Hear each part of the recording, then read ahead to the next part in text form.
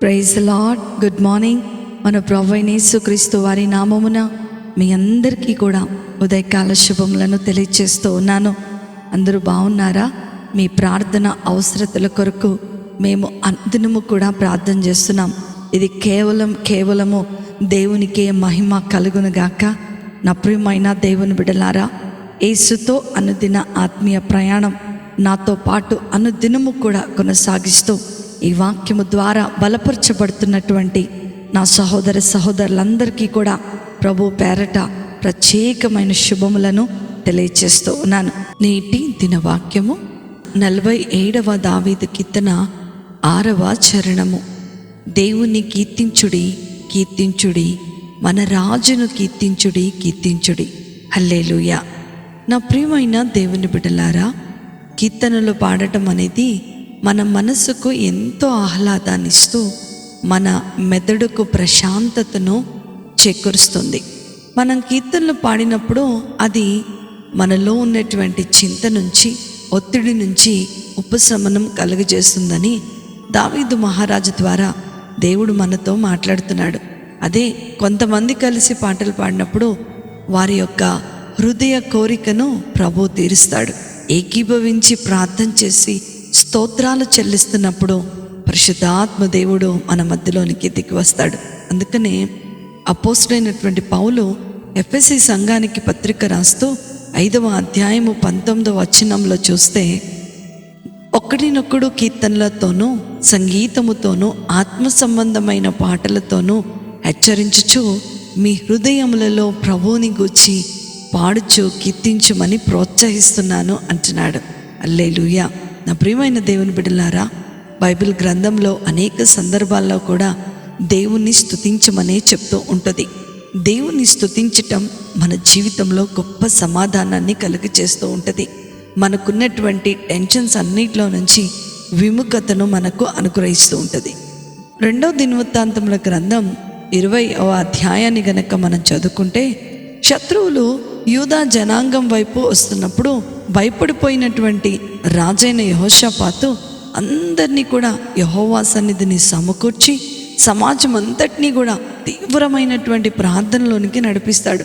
వారు తినక త్రాగక కేవలం ప్రార్థన మాత్రమే చేస్తూ ఉంటారు. ఏం చేయాలన్నా కూడా వాళ్ళకి తోచదు. నీవే మా దిక్కు ప్రభా అని ప్రార్థన చేస్తూ ఉంటారు. మరుసటి దినం యుద్ధరంగంలోనికి వారు నడుచుకుంటూ వెళ్ళి శత్రువులతో పోరాడాల్సుకొని వచ్చినప్పుడు ఇజ్రాయేలీలు ఏం చేస్తారంట, ఒక గాయక బృందాన్ని, శూరుల వీరులు కాదు కానీ ఒక గాయక బృందాన్ని ఆ యుద్ధంలోనికి తీసుకొని వెళ్తారు. యుద్ధంలో మీరు పోట్లాడాల్సిన అవసరం లేదు, కానీ దేవుని స్తుతించండి, దేవుని వాగ్దానమును చేతపట్టుకొని కీర్తనలు పాడండి అని రాజు చెప్తాడు. దేవుని వాగ్దానాన్ని వారు విశ్వసించారు. వారు యుద్ధ భూమి వైపుకు పాడుతూ నడుచుకుంటూ వెళ్ళగా వారి శత్రువులు తమలో ఒకరినొకరు చంపుకునటం మొదలుపెట్టారు అని ఆ లేఖన భాగంలో మనం చూడొచ్చు. దేవుని ప్రజలు ఆ యుద్ధ భూమికి చేరేసరికి యుద్ధము ముగిసిపోయింది. వారు పాడుకుంటూ తెలియని దిశగా విశ్వాసముతో నడుచుకుంటూ వెళ్ళగా దేవుడు తన ప్రజలను రక్షించాడు. హల్లెలూయా. నా ప్రియమైన దేవుని బిడ్డలారా, మన ఏ పరిస్థితిలో ఉన్నా సరే, మనం ఎంత భయంకరమైనటువంటి శత్రువును ఎదుర్కోవాల్సి వచ్చినా సరే, స్తుతించటం దేవుడు మనకు విజయాన్ని అనుగ్రహిస్తుంది అని ఈ లేఖన భాగం ద్వారా దేవుడు మనతో మాట్లాడుతున్నాడు. యుద్ధ భూమిలోనికి మనం వెళ్ళినా వెళ్ళకపోయినా మన ఆలోచనలను, మన హృదయములను, మన జీవితాలను మార్చివేసే ఎటువంటి శ్రమనైనా అధిగమించగలిగినటువంటి శక్తి కేవలము దేవుని స్తుతించటంలో మాత్రమే ఉంది.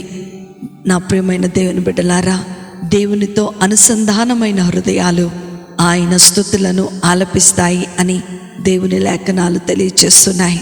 కనుకనే అనుదినము కూడా ఉదయమునే లేచి మన నోరు తెరిచి దేవుని స్తుతిద్దాం. ఇంకా ఆలస్యం ఎందుకు? ఏ రోజే ఆనందముగా దేవుని కీర్తనలు పాడుకుంటూ జీవితాన్ని గడిపేద్దాం.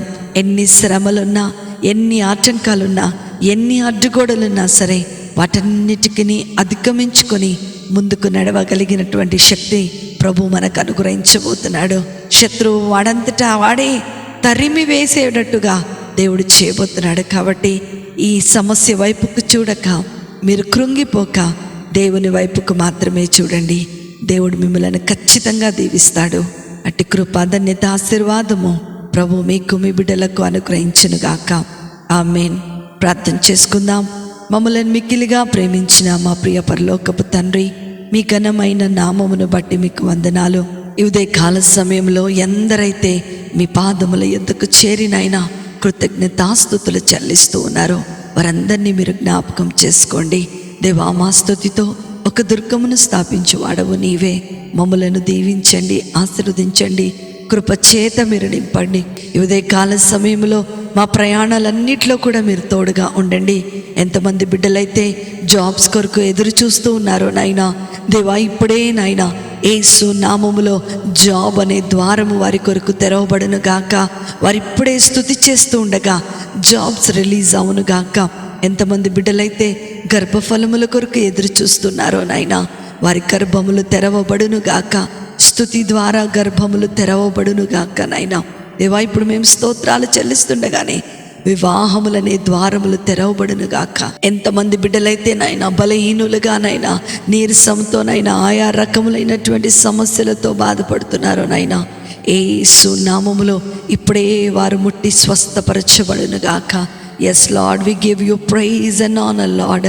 దేవాతన్ని మీరు ఈ దినమంతా కూడా నాయనా ఒక నూతన ఉత్సాహముతో, నూతన బలముతో, నూతన కృపతో నాయనా మమ్ములను ప్రభా, వాక్యం ఇచ్చిన ప్రతి ఒక్కరిని, ఈ యొక్క కార్యక్రమంలో పారిభాగస్తులైన ప్రతి ఒక్కరిని కూడా నాయనా మీరే దీవించి ఆశీర్వదించి మీరు కృప చూపిస్తున్నందుకే మీకు వందనాలు చెల్లిస్తూ యేసయ్య నామమున ప్రార్థించి వేడుకొంచున్నాను తండ్రి.